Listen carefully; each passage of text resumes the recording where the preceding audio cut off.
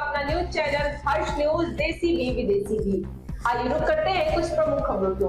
मुख्यमंत्री नीतीश कुमार की समृद्धि यात्रा आज से शुरू, 125 योजनाओं का करेंगे शिलान्यास।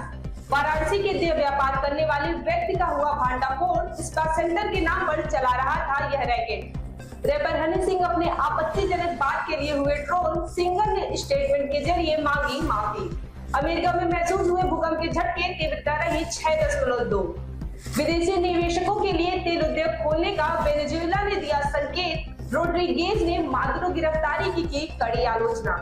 मुख्यमंत्री नीतीश कुमार आज से समृद्धि यात्रा की शुरुआत कर रहे हैं। यात्रा के पहले दिन वो पश्चिम चंपारण के लोगों को करोड़ों रुपए की विकास योजनाओं की सौगात देंगे। पश्चिमी चंपारण में वह 153 करोड़ रुपए की लागत से 125 योजनाओं का शिलान्यास करेंगे, जबकि 29 करोड़ रुपए की लागत से 36 योजनाओं का उद्घाटन किया जाएगा। इन योजनाओं से जिले में आधारभूत संरचना, जन सुविधाओं और विकास कार्यों को नई गति मिलने की उम्मीद है। समृद्धि यात्रा के दौरान मुख्यमंत्री नीतीश कुमार बाग औद्योगिक क्षेत्र का भी स्थलीय निरीक्षण करेंगे। यहाँ वे औद्योगिक विकास, निवेश की संभावनाओं और स्थानीय रोजगार सृजन से जुड़ी व्यवस्थाओं का जायजा लेंगे। मुख्यमंत्री की इस यात्रा को लेकर प्रशासनिक तैयारियां पूरी कर ली गई हैं। सुरक्षा व्यवस्था के साथ साथ कार्यक्रम स्थल पर भी विभागों को अलर्ट मोड में रखा गया है। समृद्धि यात्रा के जरिए मुख्यमंत्री सरकार की योजनाओं की जमीनी हकीकत परखने के साथ साथ जनता से सीधा संवाद भी करेंगे। 16 जनवरी को नेपाल सीमा से सटे पश्चिम चंपारण से नीतीश कुमार की समृद्धि यात्रा शुरू होगी। उधर से वह 17 जनवरी को पूर्वी चंपारण जाएंगे। रविवार को विश्राम के बाद 19 जनवरी को सीतामढ़ी शिवहर, 20 को गोपालगंज, 21 को सिवान, 22 को सारण, 23 को मुजफ्फरनगर और 24 को वैशाली की यात्रा कर पटना लौटेंगे। इस दौरान वह दिसंबर 2024 की प्रगति यात्रा में शुरू कराई योजनाओं और 7 निश्चय योजना की प्रगति की भी समीक्षा करेंगे। वाराणसी के कैंट थाना क्षेत्र के खजूरी स्थित आजाद नगर कॉलोनी में पुलिस ने एक मकान में चल रहे देह व्यापार पर छापेमारी की। सैयद समीर सिद्ध की अपने ही घर में स्पा सेंटर के नाम पर यह रैकेट चला रहा था। मुखबिर की सूचना पर हुई इस कार्यवाही के दौरान पुलिस ने संचालिका, गाजीपुर की एक महिला और विश्वेश्वरगंज के एक ग्राहक मोहम्मद वसीम को हिरासत में लिया है। छापेमारी के समय मुख्य संचालक समीर सिद्ध की पुलिस को चकमा देकर फरार हो गया। मौके से शराब की बोतलें और कई आपत्तिजनक वस्तुएं बरामद हुई है। फिलहाल फरार आरोपी की तलाश में पुलिस की टीमें लगी हुई है। अधिकारियों का कहना है कि जल्द उसे पकड़ लिया जाएगा। पुलिस जांच में सामने आया है कि फरार मुख्य आरोपी सैयद समीर सिद्ध की एक शातिर अपराधी है। इसके खिलाफ पहले से ही कैंट, सिगरा और भेलूपुर थाने में लूट और मारपीट जैसे गंभीर मामले दर्ज है।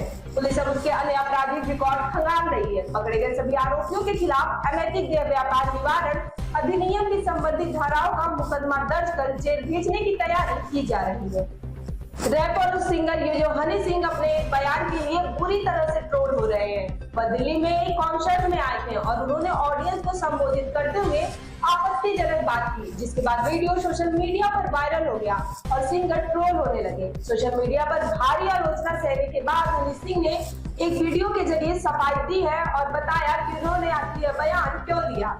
यही नहीं, सिंगर ने स्टेटमेंट के जरिए माफी भी मांगी है। हनी सिंह ने वीडियो में सफाई देते हुए कहा कि वह शो में सिर्फ एक गेस्ट थे। वो 2 दिन पहले ही गायनेकोलॉजिस्ट और सेक्सोलॉजिस्ट से मिले थे।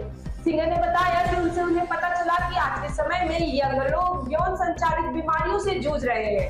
हनी सिंह का कहना है कि जब मैंने जेनजी ऑडियंस देखी तो मेरी सोच थी कि मैं जेनजी को उन्हीं की भाषा में एक मैसेज दे पाऊं। उन्होंने कहा कि उन्होंने सोचा कि वह ओटीटी की भाषा में अगर बात करेंगे तो लोग जल्दी समझ जाएंगे।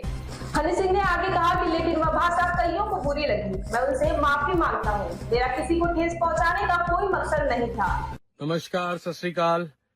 मैं आप सबसे कुछ बात करने आया हूँ। अभी सुबह से मेरा एक वीडियो इंस्टाग्राम पे बहुत वायरल किया जा रहा है एडिट करके, जो काफी लोगों को काफी आपत्तिजनक लग रहा है। मैं आपको उसकी पूरी कहानी बताना चाहता हूँ। मैं ननकू और करुण के शो पे सिर्फ एक गेस्ट था और तकरीबन इस शो पे जाने से 2 दिन पहले ही मैं कुछ गायनेकोलॉजिस्ट और कुछ सेक्सोलॉजिस्ट के साथ मेरा लंच था, तो उनके साथ मेरा जिक्र चल रहा था और उन्होंने मुझे बताया कि आजकल जो युवा पीढ़ी है वो सेक्सुअली ट्रांसमिटेड डिजीज से बहुत पीड़ित है। मैंने सोचा कि मैं ओटीटी की भाषा में, जिस तरह की आजकल ओटीटी और फिल्में जेनजी देख रहा है, उस भाषा में बात करूंगा तो इनको ज्यादा समझ में आएगी। लेकिन वो भाषा कईयों को बहुत बुरी लगी। मैं आप सबसे माफी मांगता हूं जिनको मेरी वो भाषा बुरी लगी। मेरा किसी को ठेस पहुंचाने का कोई मकसद नहीं था और इंसान एक गलतियों का पुतला है। मैं कोशिश करूंगा आज के बाद ऐसी गलती दोबारा ना हो। अमेरिका के ओरेगॉन राज्य के तटीय इलाके में गुरुवार को भूकंप के तेज झटके महसूस किए गए। रिक्टर स्केल पर भूकंप की तीव्रता 6.2 मापी गई।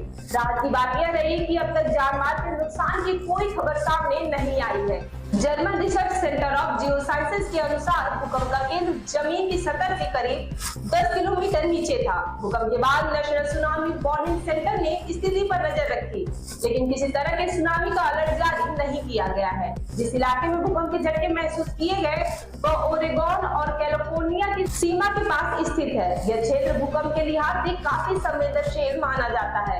यहाँ समय समय पर छोटे और मध्यम तीव्रता के भूकंप आते रहते हैं। अधिकतर मामलों में यहाँ आने वाले भूकंप जमीन के भीतर ही सीमित रहते हैं, लेकिन कई बार लोग इन्हें महसूस भी कर पाते हैं। हालांकि इस बार भूकंप की तीव्रता तेज होने के कारण झटके साफ तौर पर महसूस किए गए।